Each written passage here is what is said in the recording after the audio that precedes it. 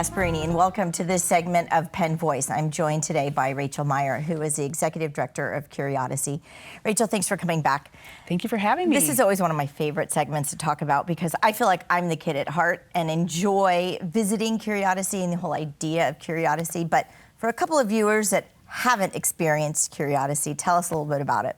So CuriOdyssey is a serious science playground and zoo for children in San Mateo County, and we're in the Coyote Point Park.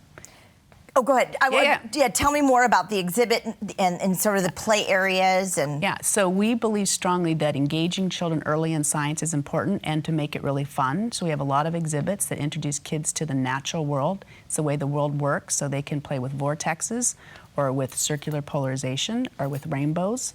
And then in addition, we have animals. We have about 50 animals that kids can see when they're visiting, and they're all native to California, and they've all been imprinted or injured in some way, so they can't live on their own. So we have bobcats, we have golden eagles, we have an otter, and lots of smaller animals as well, and a walk through aviary. It's very exciting. And all of the exhibits and play areas are meant to be interactive. Absolutely. So nothing is behind a glass wall. That's correct, thank you. So the kids play with the exhibits, and the exhibits are set up so that when they do something, they can see a result of what they're doing, and so it really gets them thinking, and there's nothing they can do wrong, they're just playing. Right. And we make sure they're safe, and we make sure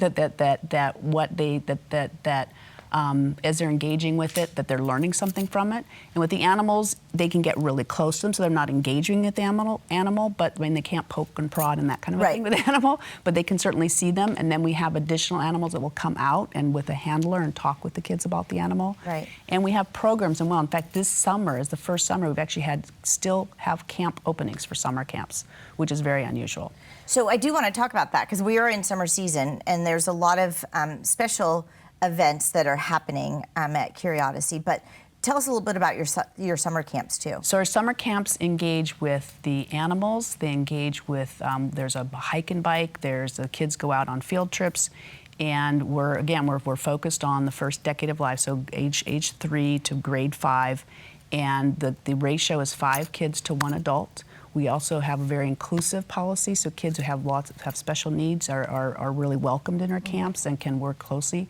This year, we've actually hired a summer camp inclusion specialist that can help us even further expand the ways in which we can work with kids with special needs. So people just should go to your website, see what weeks are still available, yes. See some of what your emphasis is, and decide whether or not they want to sign up their kids. Yes, and in the past, it had been quite a frenzy to get in, and this year, we added some spots. We did raise our prices, and as a result, I think we have a couple spots left, which is unusual.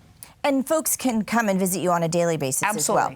Absolutely, yes. So when you kind of think about sort of that big idea behind CuriOdyssey, how do you come up with either the exhibits or the play areas or the science behind it? How do you choose what you're going to be putting out there for the community to get involved with? Yeah.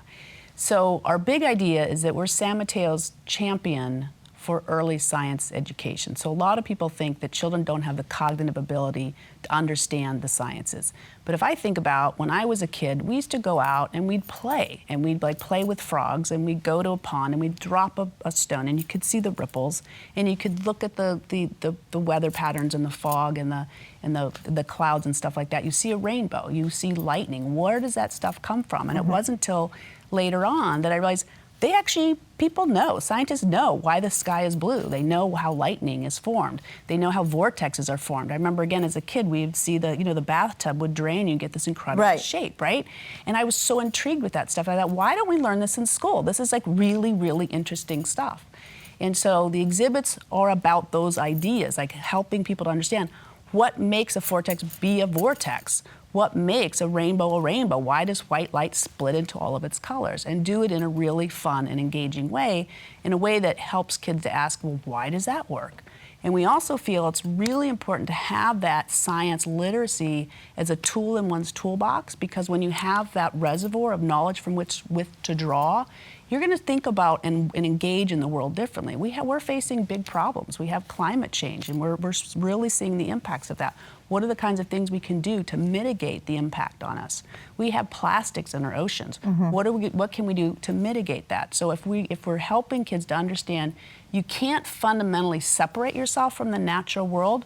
We are part of the natural world. Right. And to understand how it works will help us think about and engage in the world differently. So that's the big idea. Yeah, that cause and effect kind of theory. So cause and effect. You actually are thinking about the future also. Absolutely. With CuriOdyssey. So tell us about some of the new things that are coming down. So one of the new things coming down is that we're, as referenced in the big idea about helping kids learn about science in a way that's inquiry-based, so they're learning themselves. We're not just telling facts and figures. So the next generation science standards is something that's being implemented and being tested on in elementary schools this year. So we're beginning to help the teachers, help to teach the students how to teach science in that way. And then in terms of our building, we actually have a building that's a little bit worn out, and so we have a large renovation plan. So we're in a capital campaign to resurrect our flagship center, which is the center people visit when they visit CuriOdyssey. Right, and we're going to make sure we show lots of photos and things like that as we're chatting. So I want to go back to the next gen, that sort of way of teaching science and learning. And one of the things that you had said struck me is it's not about facts and figures. And I remember that's sort of what science was when I was a kid in elementary school. It was a book, and we sort of learned the text about how rain happens, or your example of the rainbow. But now kids are actually interacting with those kinds of science and seeing the moisture and seeing the precipitation. So is that what you're talking about with this next gen of science? Yeah, so the idea is how can you think about how things work. So for instance, we can make these really large tops out of very simple material. So you just have a dowel, and you can put a hole through a Frisbee or a pizza pan or any kind of a disc, and you can spin it like a top. And so you challenge a child, well, which things do you think is going to spin for the longest? And a lot of kids will actually choose the Frisbee because we've seen a Frisbee. Well, it turns out a Frisbee works well when it has loft, but when it's spinning, it's kind of it kind of wobbles and it doesn't spin for very long. And something that has more weight and is bigger will spin for longer. So that's so what you're learning is about conservation of angular momentum. You're learning about I can't think of the term right now. There's a term, I can't think of it right now, so we'll drop that, but that's it. We'll come back to that. But the point is that you actually physically can set up experiments really quickly and see the outcome of when you change a variable. And I think that's the biggest idea is what's the concept, what's the variable, why did it work that way, what happened when you changed a variable, rather than I know the equation which talks about the conservation of angular momentum. Right, or the idea that it's okay to fail. Absolutely. Right? So your top example where you think this one might be the one that that will spin the longest, and you find out it doesn't. It's okay to fail at your premise and your theory and your conclusion. Absolutely. And they're getting to play with that idea of this is all approachable. Yeah, and in that respect, thank you for sharing that, because so much of the way in which we teach previously is that failure is a problem. But in fact, you learn so much more by failing. Because you try something, it turned out in an unexpected way, but you can see right away what to change. And the idea I was thinking of is about the idea of creating a flywheel. So if you have something that has a certain amount of mass, the more mass it has, once you get it going, then it's going to spend a lot more time spinning, which is the concept behind a flywheel, which is in your car. Right, and I think what I love too is not only sort of thinking about these concepts and about these theories and how to apply them, but it also, the kids think about the practical solution and how we then use the flywheel in everyday life. So all of these things actually, and you say to them, and this is what it looks like in your life every day. Right.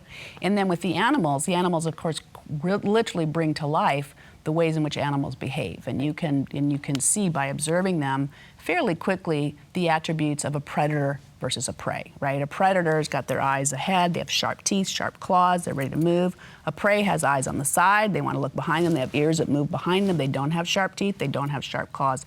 And being still is actually a really good strategy. Some people think they're not acting wild. I go, being still is actually a really good strategy for a wild animal. But there are a lot more that are born that are prey. So, and you can see about their colors, their height, all these different variables that are And we're at the end of the program, but I want to make sure that people can see the plans behind your new construction and behind your capital campaign. Yes. To improve. So would they jump onto your website? Yes, it's on our website, which is CuriOdyssey.org. Okay, so we can see the plans. And when do you believe that you'll have the money raised? In the next couple of years. Okay. Yes. Well, thanks so much, Thank you so much. Rachel, for coming and sharing with us again about CuriOdyssey. It is such a great place for families. Good. Visit. All right, we will. All right, hopefully I'll see all of you at CuriOdyssey or the next time on Penn Voice.